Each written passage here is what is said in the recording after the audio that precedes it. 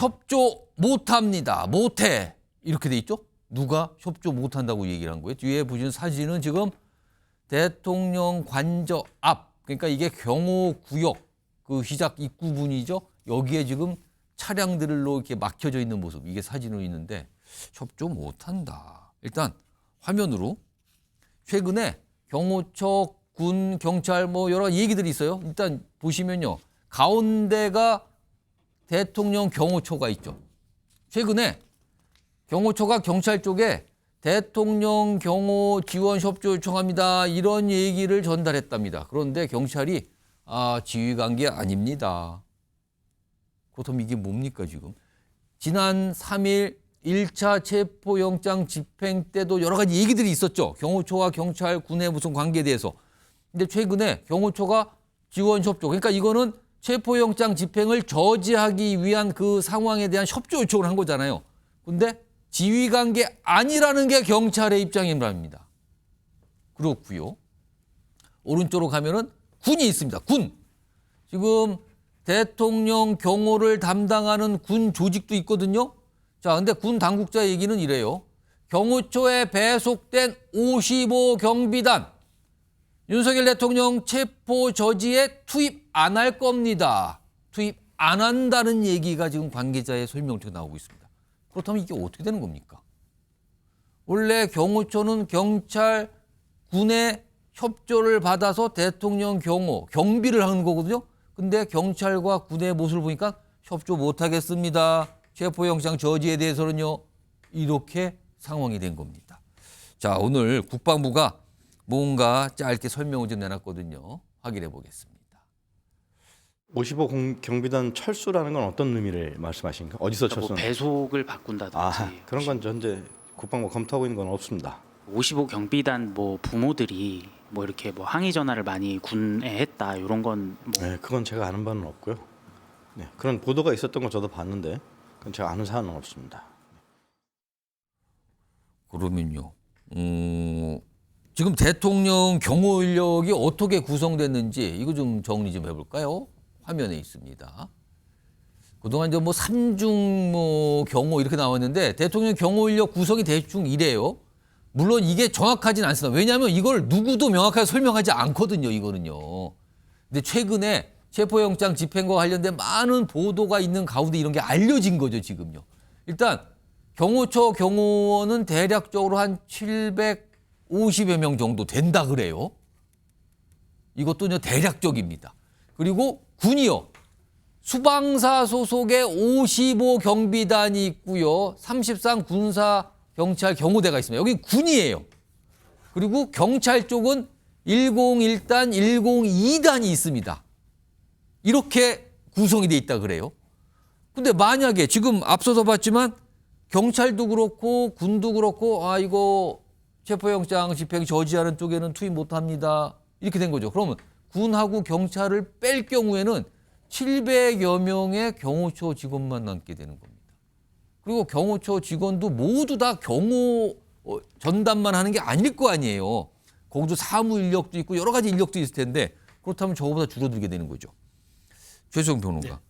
이제 지금 공수처는 저 체포영장 2차 집행하겠다. 뭐 언제인지 모르지만 하겠다는 얘기 밝히고 있는데 이런 상황에서 지금 경호처만 남게 되는 겁니까 그럼? 그렇습니다. 저도 좀 뭐 한 2년 반 청와대 근무 경력이 있는데 이 외곽 경호는 경찰 101단, 102단이 담당하고 그다음에 이제 55 경비단이라고 하는 게 옛날 이제 예를 들어시면 이제 30 경기단, 33 경비단이었죠. 옛날 표현이죠. 그렇죠. 옛날 표현이게. 그 사람들이 이제 그 외곽과 그 경찰과 그 경호처 사이에 있는 그 질서 유지선은 그 방어벽을 거기 군인 거죠. 그렇죠. 군이 군입니다. 군이고 그렇게 해서 그다음 마지막 최종이 경호처인데 지금 사실 경호처가 지금 군의 국방부에서 협조 요청을 했는데 만일 우리의 이번에 외곽 경호에서 빼겠다고 하면 우리가 그걸 받아들이겠다는 얘기를 했다는 거예요.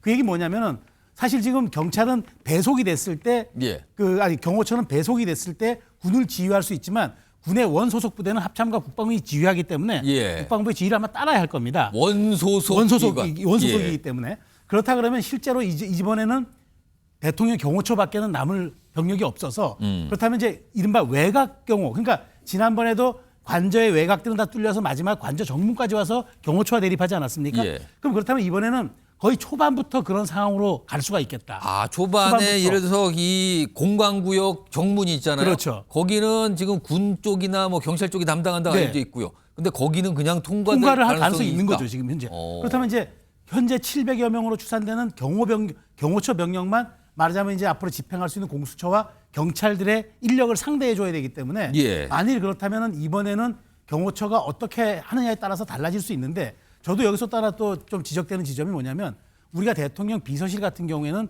이른바 어공이라 그래서 그 말하자면 대통령의 정권 교체에 대해서 따라 들어온 이른바 어공들 어쩌다 공무원이라고 예. 표현하는데 실제 경호처는 예전부터 내려오던 일반직 공무원들이에요. 아. 만일 이번에 공무집행 방해라고 또 특수공무집행 방해라고 법 적용이 되면은 나중에 연금이라든가 이런 불이익 받을 수 있어요. 큰 문제가 큰 문제가 개인적인 있을 수- 차원에서 문제가 발생한다는 그렇죠. 거죠. 그래서 지금 지휘 라인도 굉장히 그런 부분에 대한 고심을 하는 것 같아서 이번에 만일 2차 체포영장이 집행될 때 경호처가 어떻게 대응할 것인가의 문제는 매우 지금 초미의 관심으로 부상하고 있습니다. 손정혜 변호사, 지금 대통령 경호를 담당하는 군과 경찰 인원들이 있거든요. 근데 지금 아까도 설명드렸지만 군과 경찰 쪽이 경비 업무만 담당을 하고 체포영장 집행 저지에는 투입을 거부하는 거. 이거 법적으로는 문제가 안 됩니까? 어떻게 됩니까, 이거? 문제가 아니라 원칙대로 돌아가는 것입니다. 왜냐하면 현재 여러 가지 체포 집행에 대해서 저지하는 여러 가지 행동이 특수공무집행 방해죄가 성립할 가능성이 매우 높다라는 분석이 나오고 있는 만큼 두 차례의 집행 시도에도 마찬가지의 무력 충돌이라든가 본권력을 남용해서 정당한 목적으로 사용하지 않고 오히려 공무집행을 방해하는 경우에 대거 처벌받을 염려와 징계받을 염려가 굉장히 높아지는 상황입니다.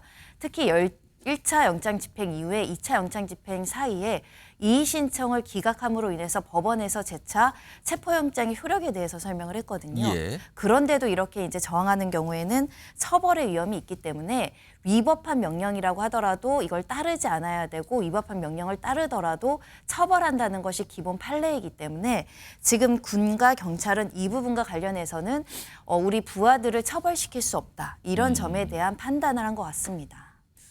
정기란 교수님, 그런데요. 지금 경호처는 굉장히 강경한 입장이잖아요. 뭐 2차 이 체포영장 집행이 와도 이거 다 저지하겠다. 이거는 우리의 원래 목적은 대통령을 경호하고 보호하는 거다. 이런 걸 강조하고 있단 말이에요. 그런데 과연 경호처에 여기도 이제 이 수뇌부급, 지도부급이 있고요. 일반 그 아래 경호처 직원들이 있을 거 아니에요. 그럼 지도부와 일반 직원들 생각이 과연 같을 것이냐? 이런 것도 좀 정치권에서 많은 얘기들을 하고 있더라고요. 그렇습니다. 지금 뭐 국회에서도 여러 가지 제보들이 지금 쇄도하고 있고 또 전직 경호관들을 통해서 들려오는 여러 가지 또 소식들이 있습니다. 그래서 앞서 앵커께서 얘기하신 것처럼 그 첫 번째 지금 만약에 군 부분 그다음에 예. 경찰 부분 예. 이 병력이 빠지게 되면 예. 협조를 않게 되면 순수 경호 인력이 한 700명 되는 거 아니냐. 700여 명을 좀 여명 되는 거 아니냐 이런 예측이 있습니다만 전직 경호관들의 어떤 제보에 따르면 한 200명 수준으로 또 얘기하는 사람도 있습니다. 그러니까 이건 확인이 좀 필요한 부분이겠습니다만. 예, 뭐 정확하지가 않습니다, 그렇습니다. 지금 그 그러나 그 정도로 많이 경호 인력 자체가 쭈그러들 가능성은 있습니다. 두 번째, 지금 공수처가 2차 체포영장 집행 과정에서 여러 가지 고민을 하고 있습니다만 가장 중요시하는 부분은 지휘라인, 이른바 경호처장, 경호차장. 예. 실제적인 지휘를 하고 있는 지휘라인과 일반 경호관 사이를 분리시켜내는 겁니다.